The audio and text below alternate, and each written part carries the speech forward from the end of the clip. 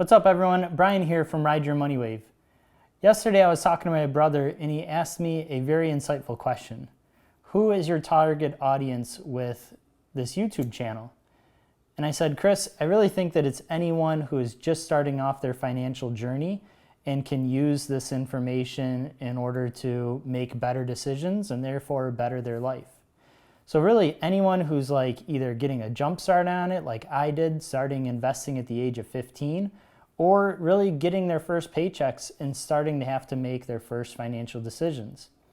And my brother said, well, if that's the case, then Brian, why don't you do like a deep dive and give the advice that you wish you had when you were in your 20s? And so that's what I'm doing today. I sat down, I wrote a list, starting off with the 5 things I wish I knew in my 20s. Then it turned into 6 things, 7 things, 10 things. Then I had to stop and say, okay, maybe we'll just do volume 1 and later on we'll do volume 2. So let's start us off, get comfy. We're gonna do some storytelling here and let's take a look at the 10 things I wish I knew in my 20s. Number one is pretty embarrassing. Man, was I naive. I wish I would have known that life is not a meritocracy. I was so dumb to think that the smartest, the hardest working, that those are the people that are going to achieve success.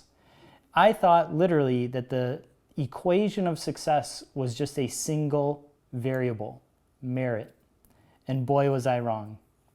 There's all kinds of variables that go into the equation of success.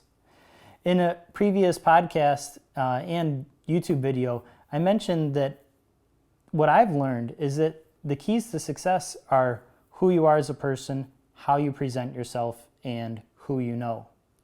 And there's other aspects too. Luck plays a small role, but luck is largely defined by, how much of it you create for yourself. Are you proactive? Are you willing to step outside of your comfort zone and take risks? I was so dumb though, thinking that life was a meritocracy. I thought literally that when I graduated college, they would hand me my diploma in one hand and hand me a list of, high schools that were hiring. And I was quickly came to reality that that's not how it works. I applied to 120 school districts and I heard back from one, just one. And I took that job and I started off making $28,000 and had to work my way up from there. So, life is not a meritocracy. The second thing I wish I would have known in my 20s is that your network is probably more important than your college degree. When I look at all the specific moments that led to, decisive moments that led me to get ahead, it wasn't necessarily something that I decided or something that I said, but rather someone that I met.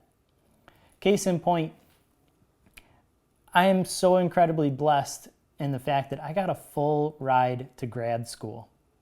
And that full ride was given to me because I met a professor of economics that I just so happened to teach with at my first teaching profession.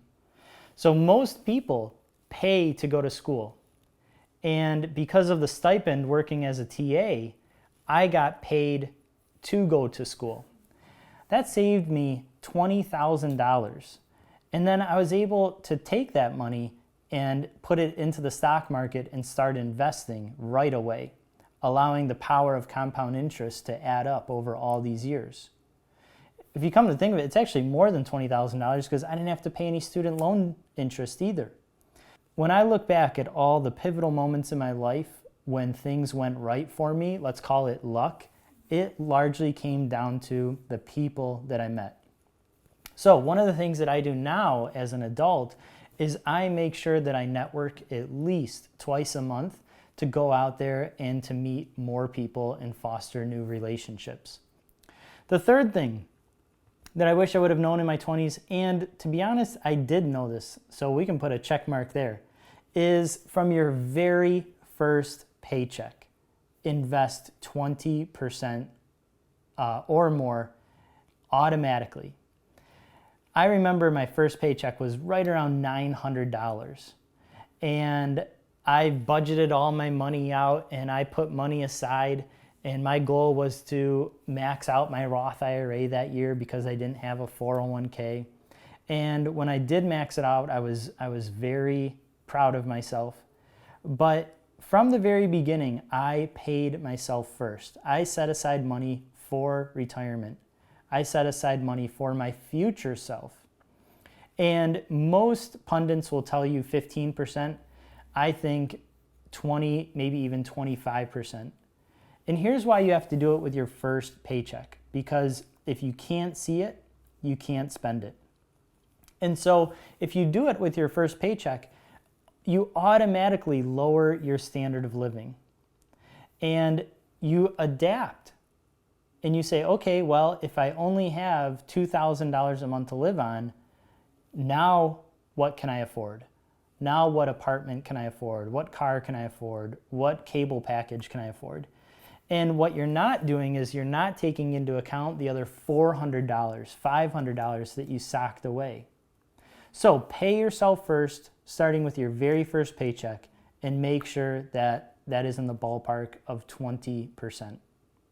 You will naturally adjust, and I promise you, you won't miss that money. Number 4, be your own financial advisor. I had a financial advisor in my youth.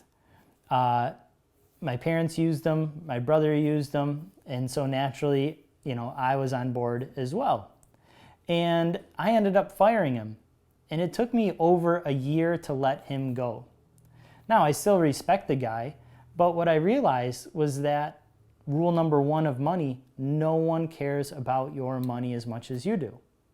So once I started to ask him, what are in these mutual funds that I'm holding?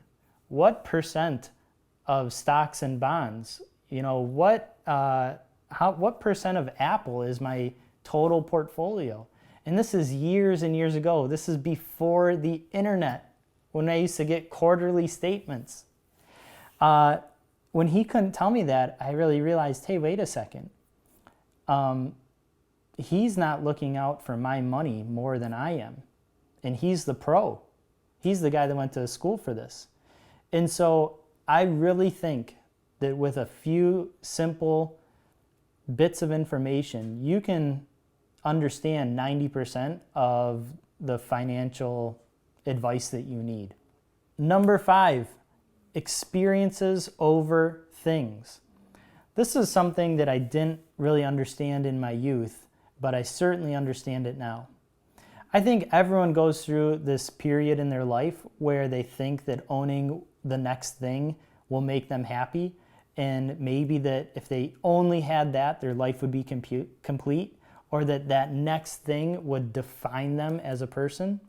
I remember very specifically, I dreamt for months of getting this back-ordered camera. It was retro, it was small, it was compact. I thought I was going to carry it with me everywhere, and that it would change me as a photographer, and that I would document my everyday life, and it would take me on this journey of photojournalism. I ended up getting that camera, shooting about 600 images with it, sitting on it for 3 years, and turning around and selling it at a loss. I way overemphasized the happiness that things would give me.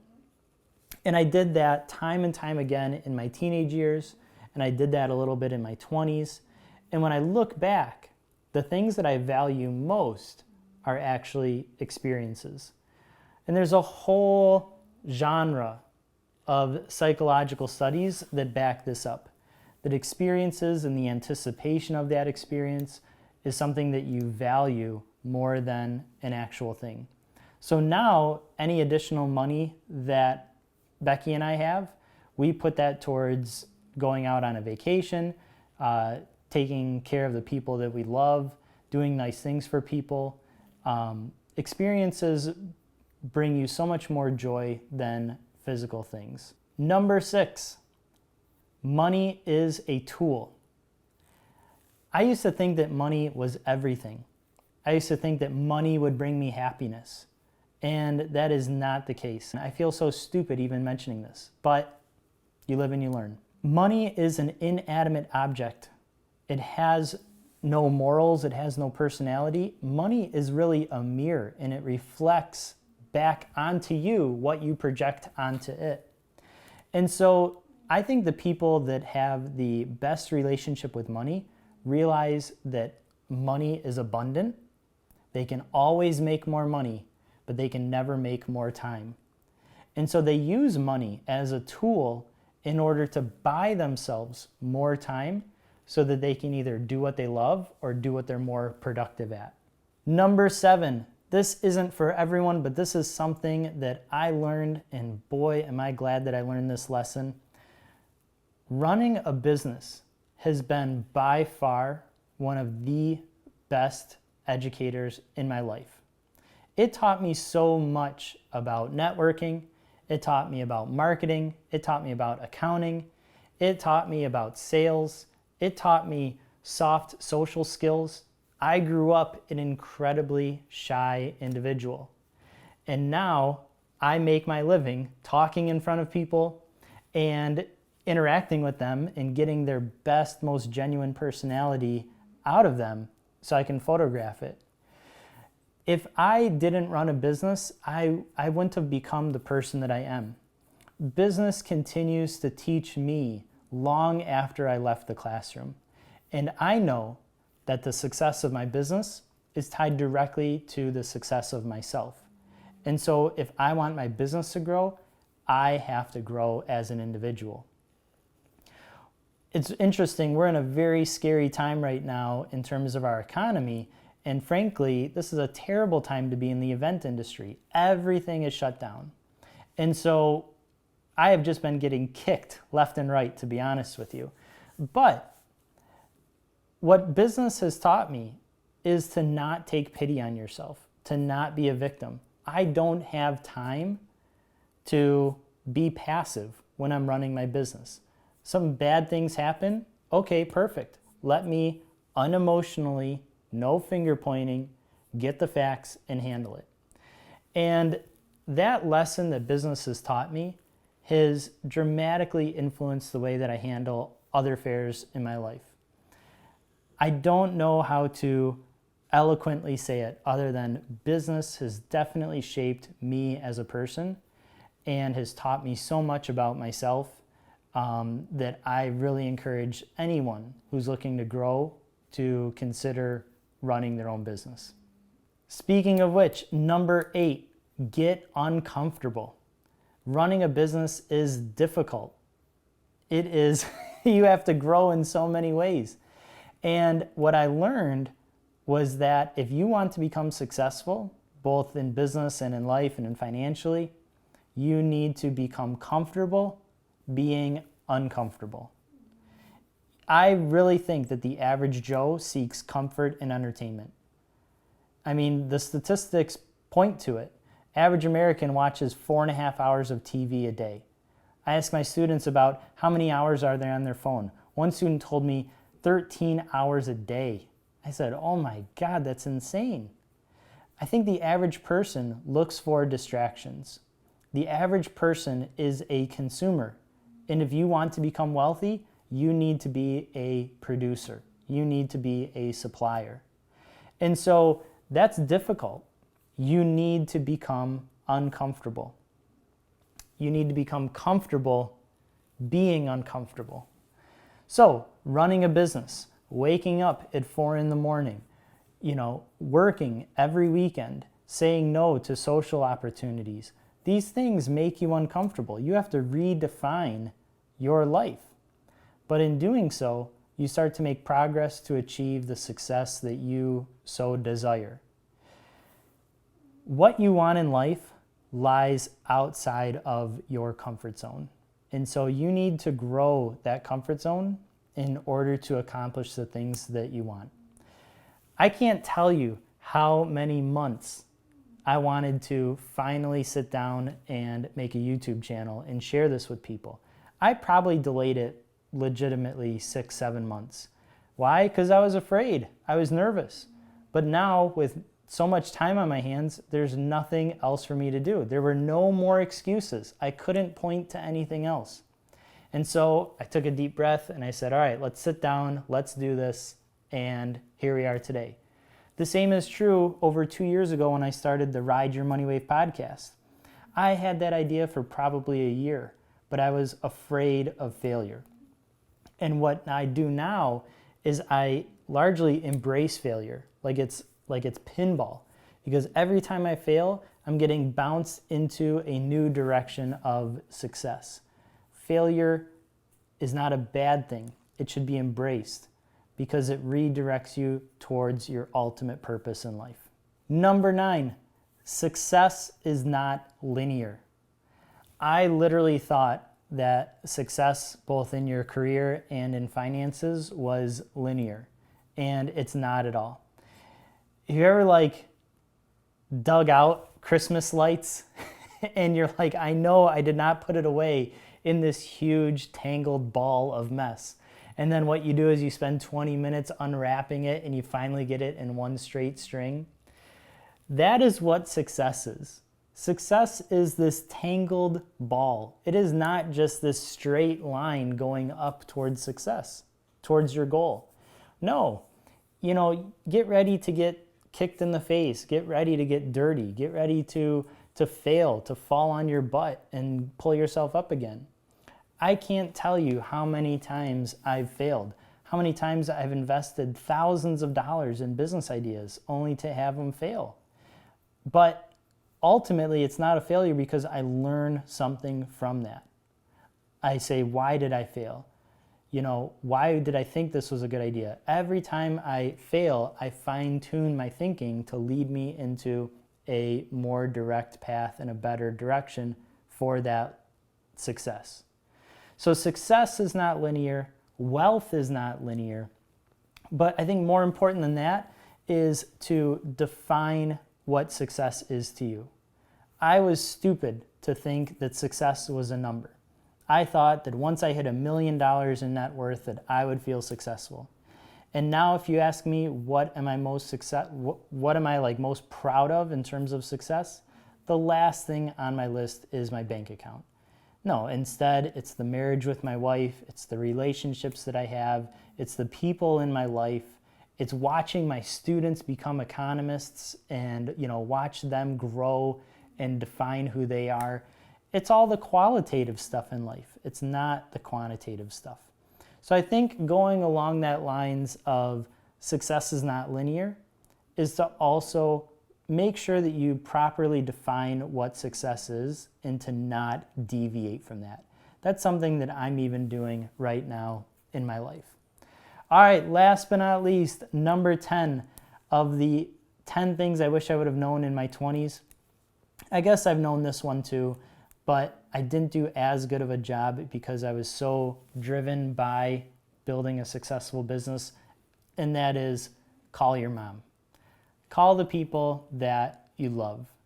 At the end of the day, life is incredibly short, and I'm reminded all the time of just how lucky I am based on the people who I love, who I've lost. I don't want to get into it, but life is incredibly short, too short to hold grudges. So invite love into your life and be sure that you call those people and unembarrassingly tell them that you love them. I tell my students I love them. I tell my cousins that I love them. And you know what? If they feel that's awkward, that's on them. It feels good to me. So there you have it. Let love into your life, plus a bunch of other things that I wish I would have known in my 20s. And as I always say, take this information, go out there, and go live your best life. Till next time.